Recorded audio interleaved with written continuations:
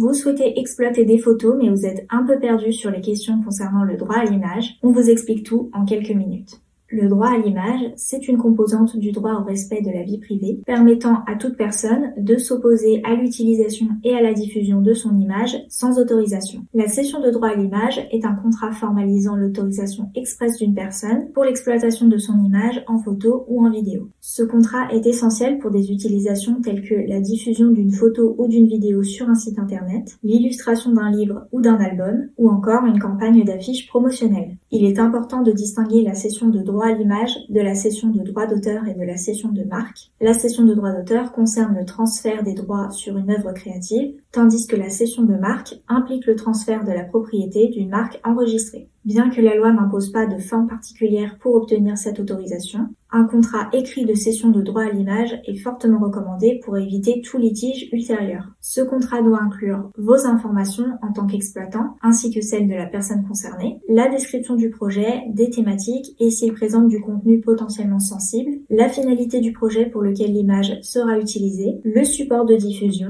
la durée de la cession et son étendue géographique, et enfin si la cession est gratuite ou rémunérée. Ce contrat est conclu entre la personne concernée et l'exploitant souhaitant utiliser son image. Si la personne concernée est mineure, la signature des deux parents est requise. La durée de la cession est librement fixée par les parties et doit correspondre à la durée de votre projet. Bien qu'une durée indéterminée soit possible, elle n'est pas courante en pratique, car un contrat à durée indéterminée peut être résilié à tout moment. Une fois le contrat rédigé, il doit être paraphé et signé par les parties concernées, chaque signataire conservant un exemplaire original. Enfin, notez qu'il existe des exceptions au droit à l'image. Dans certains cas, l'image d'une personne dans un lieu public peut être utilisée sans son autorisation, principalement dans les cas suivants. Lorsque la personne n'est pas reconnaissable sur l'image, comme les photographies de dos ou avec le visage flouté, lorsque la personne est accessoire dans l'image et qu'elle n'est pas individualisée, comme dans un lieu public très fréquenté ou une scène de rue ou de groupe, ou encore lorsque l'image est utilisée pour illustrer un sujet d'actualité ou un événement historique. Voilà, vous savez tout, et si vous voulez être aidé dans la rédaction d'une cession de droit à l'image, vous pouvez utiliser un modèle de contrat disponible sur le site de wonder.legal. Le lien vers le template est en description.